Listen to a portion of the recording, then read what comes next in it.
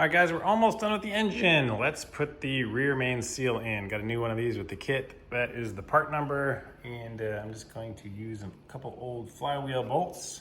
I got 2 more here and a 3D tool that I printed. Super easy, quick print. You can find these things all over the interwebs.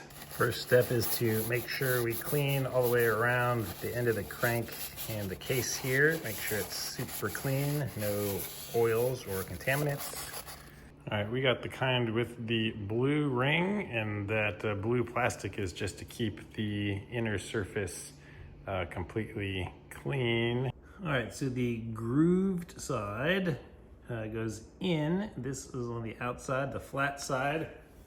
So what we're gonna have to do is just line this up by hand, and then very carefully and gently start pressing this off with our hands and on right there. Okay, so as long as it's in position here, now we can use our tool.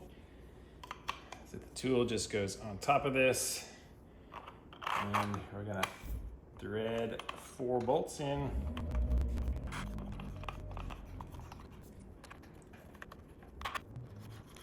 And our flywheel bolts are T55s. Now I'm just gonna go around and tighten them evenly, slowly to press this in.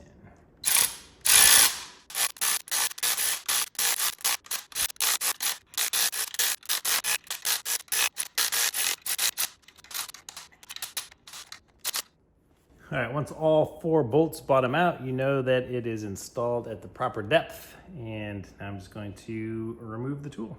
All right, so here it is, fully installed, evenly all the way around.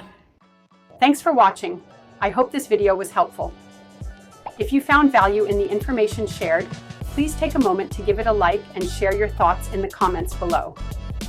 Your feedback not only encourages us, but also helps others discover content that can make a difference. Remember, every like and comment counts in building a community where we can all learn and grow together. Looking forward to seeing you soon.